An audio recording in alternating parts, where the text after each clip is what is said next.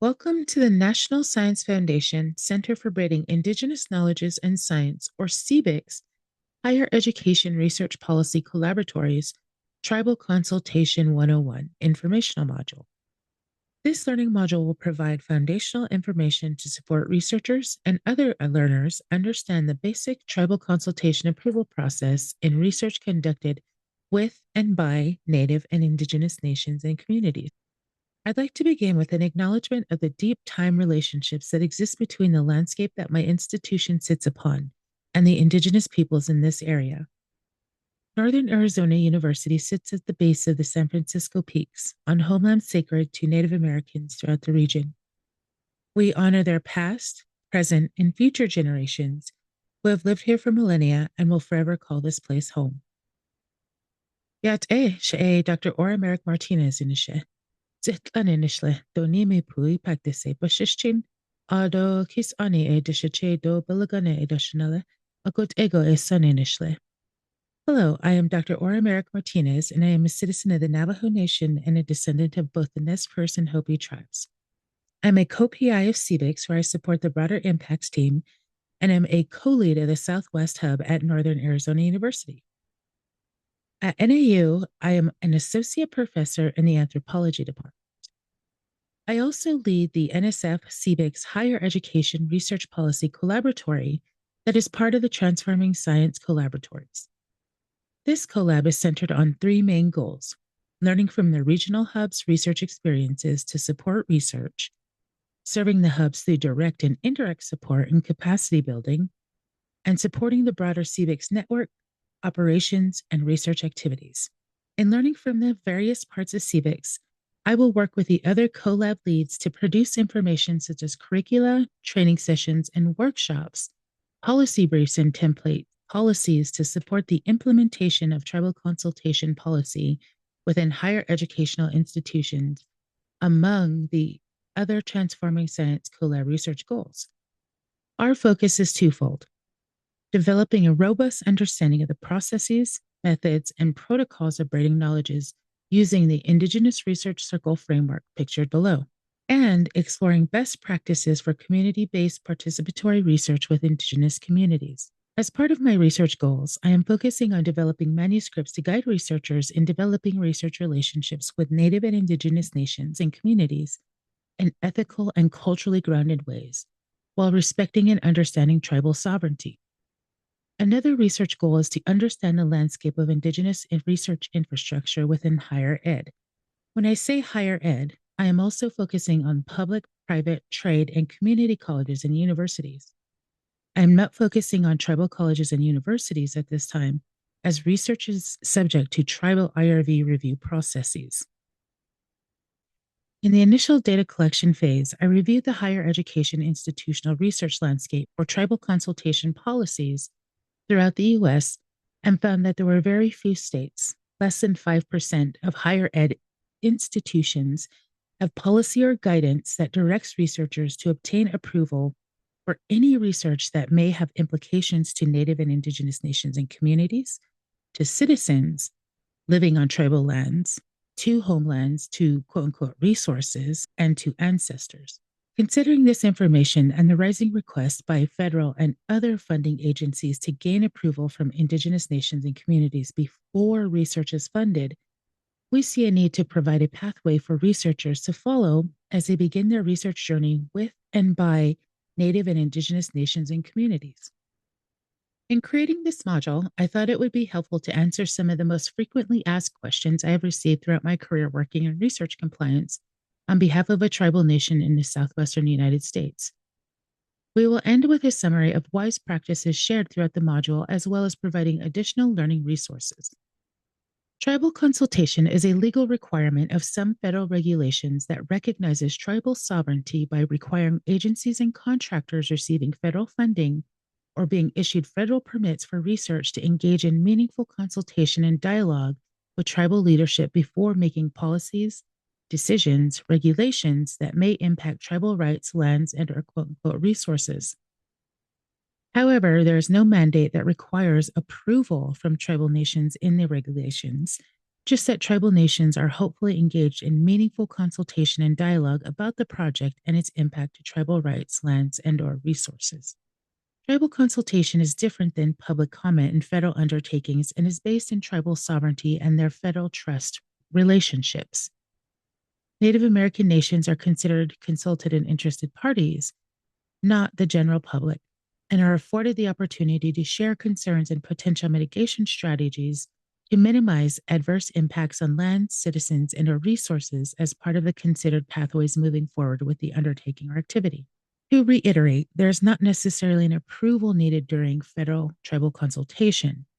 Rather, once federal agencies have demonstrated they sent information to Native American leadership and said leadership did not respond within 30 to 45 days, the agency is able to move forward without input from Native American leadership.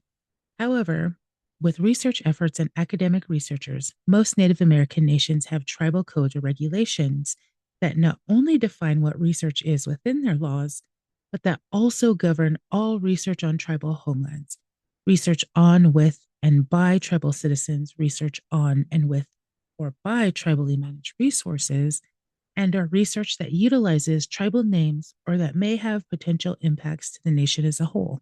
All these activities are reviewed, managed, and approved or denied by the nation, whether through official independent institutional review boards, tribal historic preservation offices, cultural review boards, or through tribal leadership. In the common rule, we see considerations for individual consent versus collective consent, where an informed consent is viewed as individual decision.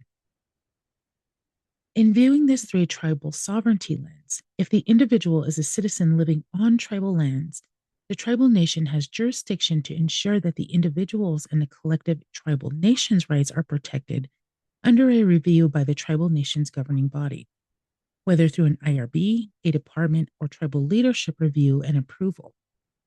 However, in the case the research is occurring off tribal lands, it is the researcher's responsibility to ensure that their research activities do not have implications to a specific named tribe, as many tribes still have rights to their individual tribal names. Each nation has their own priorities, needs, concerns, and relationships that guide and influence research that is approved or denied. Research without this official approval is unlawful and has the potential to destroy relationships between tribal nations and higher ed institutions. Therefore, it is critical that higher ed institutions ensure compliance with tribal research codes when approving research with, by, and for Native nations from institutional researchers, or these decisions can have long-lasting implications to research with and by Native nations. Approvals for research from Native and Indigenous nations and communities varies and depends upon the tribal codes, research infrastructure, and capacity of research review boards, offices, or individuals. Nevertheless, as a researcher conducting research on tribal lands with tribal citizens residing on tribal lands or utilizing tribal quote-unquote resources or using specific names, it is your responsibility to collect some documentation of approval or support from appropriate tribal representatives. There are two core principles that guide tribal consultation processes. One, tribal sovereignty. Tribal nations are inherently sovereign governments with the authority to govern themselves, make laws, and manage their own affairs. This sovereignty predates the United States Constitution and remains a foundational principle in all government-to-government relations. And two, the federal trust responsibility. The federal government has a legal and moral obligation to protect treaty rights, lands, assets, and quote-unquote resources. This unique nation-to-nation relationship requires agencies to consult with tribes and consider tribal interests in decision-making processes. Understanding that tribal consultation is a formal federal trust responsibility is a reminder of the serious nature of engaging in research with tribal nations and communities.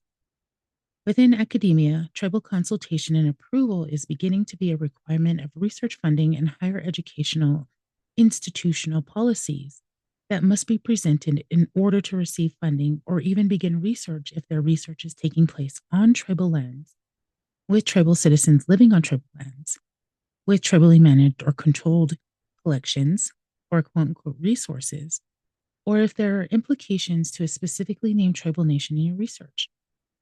All of these situations will require documentation of support and/or a formal research permit from said tribal nation. Tribal consultation should begin well in advance of proposal submissions and should be conducted in person with tribal representatives and community members as appropriate for your research ideas. As a researcher, you should be learning more about the languages, histories, cultures, and other ways of knowing, being, and doing of the nations you would like to partner with, as a way to establish relationality and show respect for tribal sovereignty. Attending events, providing a helping hand, and or leveraging institutional support for the nation demonstrates a commitment to partnerships.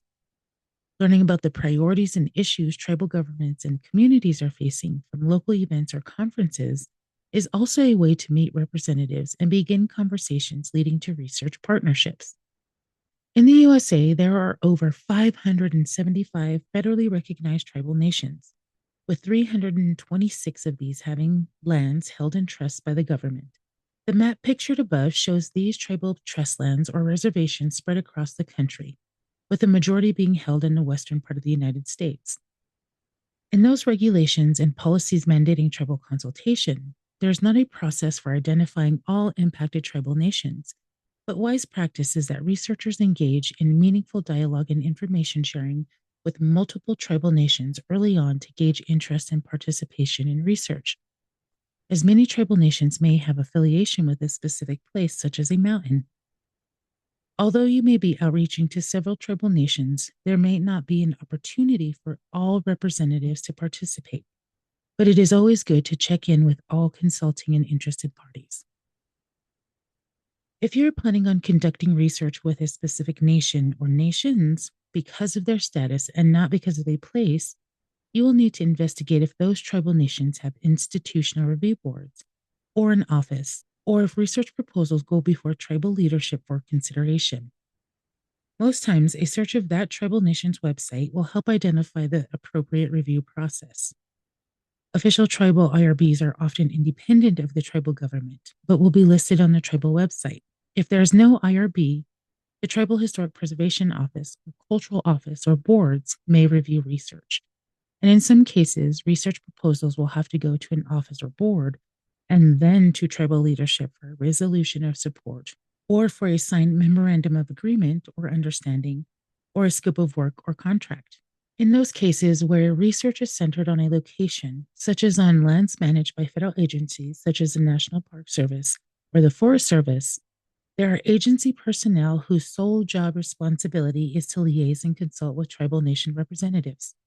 This task is usually fulfilled through correspondence via email and certified mail, as relationships between the agency and tribal nations have been ongoing for many years, and a process has been established for consultation on undertakings and research activities identified by those tribal nations. When academic researchers are brought into research, usually through requests for proposals, tribal consultation has most often already occurred. Otherwise, the task would not be taking place the way it has been designed. This is due to the nation-to-nation relationship between the federal agency and the tribal nation. In our CBIKS braiding methodology, we begin our research by reflection and tending to the relational aspects of our research, which is at the center of Indigenous research methods. Research with and by Native and Indigenous nations and communities is actually one of the easiest and transformational learning experiences you will have as a researcher. However, getting to this point is where the work comes in. If you don't already have some kind of informal relationship with tribal representatives you want to work with, then you will need to establish relationality. To establish this kind of relationality, you will need to push beyond your comfort zone and visit the homelands of the places you would like to work, learn some of the language, learn history, and then learn their history. Because with Indigenous peoples, there are often two different versions of history. And also look for larger public events to attend conferences from tribal divisions, departments, or grassroots organizations to learn what issues are critical and prioritized. These are the informal introductions you will need to make with tribal citizens and representatives. Show up with an intention to help, regardless of the kind of help they ask of you. Once you have met representatives through the informal introductions, move to securing formal meetings, because at this time, you should have contact information for the representatives you would like to assist, support, and work within your research. These informal introductions are also good contact points for identifying critical individuals that need to be informed of or a part of research discussions. Once we have these folks together, we can invoke our braiding methodology, and we move towards the east and begin in a co-creative space that allows for brainstorming and the identification of mutually beneficial and agreed upon research agendas. This co-productive space allows for the identification of capacity building needs and opportunities, and what resources are available to be shared throughout the research. In preparing for the research, we use this co-creative space to outline research priorities and needs, potential deliverables, and ways to disseminate the research together. Considerations of tribal sovereignty, Indigenous data governance, and Indigenous data sovereignty are common needs in research with and by Native Indigenous nations and communities. These discussions help us prepare ourselves for the actual research and provide us with a plan moving forward. In our braiding methodology, we move to the west where we enact our research plan and take observations, checking with communities, leaders, and other than human kin. We also begin to weigh the impacts and the research against what it means to our ancestors, what it means to us now, and what it will mean to future generations. Once the research is completed and we begin discussion amongst ourselves and with other interested parties as mentioned before, we use Indigenous knowledges, their ways of knowing, being, and doing to interpret the research findings alongside the transdisciplinary interpretations. As a wise practice, we should also incorporate tribal input into decisions and reevaluate the co-design research agenda and make changes as needed. This brings us to the final stage of our research cycle as we move towards the north to reflect, evaluate, and make changes to our process. We learn from our mistakes and process and begin again by starting at the center and using our relationality to identify the next much needed project addressing a prioritized need. As you go through this process more and more, you will make adaptations and it will become your own process. Just remember that the foundational aspect of approaching Native and Indigenous nations and communities is that you are a guest and you can help address their priorities and needs through the research skills that you have as a representative of your institution. All roads in research with and by Native and Indigenous nations and communities lead to Indigenous data sovereignty, which is the right of Indigenous peoples to control, own, access, and manage data collected about their nations, communities, citizens, lands, languages, cultures, histories, and stories. Indigenous data sovereignty also asserts that data collection and existing data should be utilized to serve Indigenous purposes, needs, and priorities. As a decolonial approach, Indigenous data sovereignty also changes the colonial deficit narrative to research by centering Indigenous values, governance, and research approaches to highlight how information should be collected, gathered, analyzed, and used. At the root of all research consideration discussions with Native and Indigenous nation community partners is a need for mutually beneficial, culturally grounded research that centers Indigenous ways of knowing, being, and doing. We get to this co-created space through discussions about the implications of conducting research for tribal partners in three ways. First, how their participation is also equal to their absence in another space. And so, in what ways can we leverage institutional and grant funding to build capacity of our partners and share resources? These considerations are a reciprocal part of your responsibility in such relationships with Native and Indigenous nation and community partners. Second, what protections for the confidentiality of data and shared knowledge are in place for research between higher ed institutions and Native and Indigenous nation communities? Is your institution willing to agree to Indigenous intellectual property protections for Native and Indigenous nations and communities? Third, ensuring there are discussions and an understanding of how specific data is collected and by whom, and when data are collected, are all critical considerations that braid Indigenous ways of knowing, being, and doing into research. Each Native and Indigenous nation and community will have different research priorities, concerns, and needs when it comes to research. So researchers will need to be prepared to adapt, remain flexible, and open to learning through relational approaches that are embedded in cultural understandings of the world, as well as braided with transdisciplinary research approaches that will lead to robust research and findings.